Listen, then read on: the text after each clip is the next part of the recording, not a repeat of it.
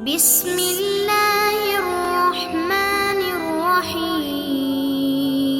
ایک امیر کبیر سوداگر گھوڑے پر سوار ہو کر جا رہا تھا۔ اس کے پاس جواہرات اور سچے موتیوں سے بھری ہوئی 4 تھیلیاں تھیں۔ ان سچے موتیوں کو بیچ کر وہ تجارت کا سامان خریدنے کی غرض سے یہ سفر کر رہا تھا۔ اچانک وہ راستہ بھول کر ایک صحرا میں جا نکلا۔ اس کے پاس دولت تو بہت تھی، لیکن کھانے پینے کا سامان نہ ہونے کے برابر تھا۔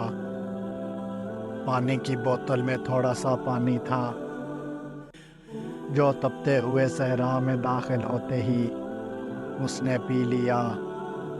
گرم ریت پر تھوڑا بھی چلنے کے قابل نہ رہا۔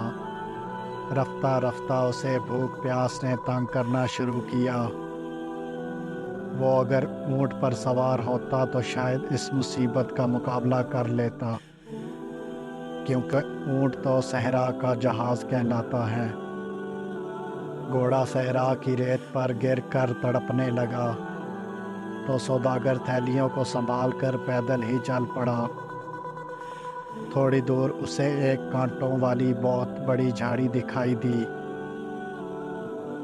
سوداگر اس کے سائے میں بیٹھ گیا۔ اس نے اپنی کمر سے بندھی ہوئی 4 تھیلیاں نکالی، پھر چمکتے ہوئے قیمتی موتیوں کو غور سے دیکھنے لگا۔ وہ موتی جن کی چمک سے وہ خوش ہوا کرتا تھا، اسے پتھروں سے بھی کم قیمت لگ رہے تھے۔ اس کی صرف ایک ہی خواہش تھی کہ کاش وہ جواہر کے دانے جوار اور گندم کے دانوں میں تبدیل ہو جاتے، کم از کم اس کی بھوک تو مٹ جاتی۔ رفتہ رفتہ سورج ڈلنے لگا تو صحرا کی گرم ریت ٹھنڈی ہو گئی۔ اس نے جھاڑی کی جڑوں کو کھودا تو گیلی ریت دیکھ کر بہت خوش ہوا۔ گیلی جڑوں کو چوس کر اس نے اپنی پیاس بجھانے کی کوشش کی۔ اب بھوک نے اس کا برا حال کر دیا۔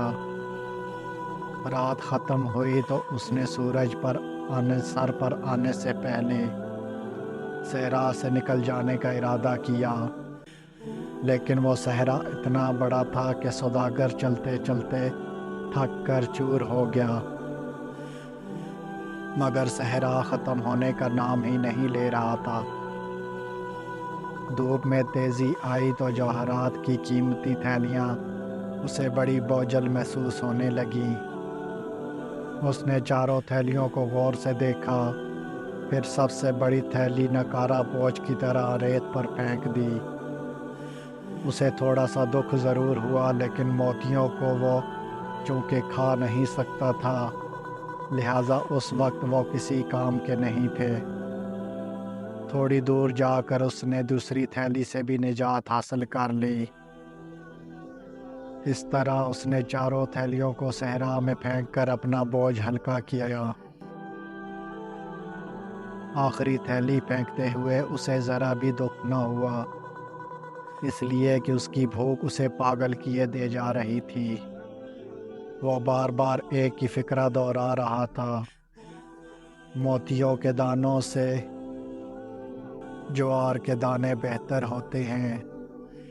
بھوک پیاس کی شدت سے جب وہ مرنے کے قریب ہو گیا تو اس کی آنکھوں میں آنسو آ گئے۔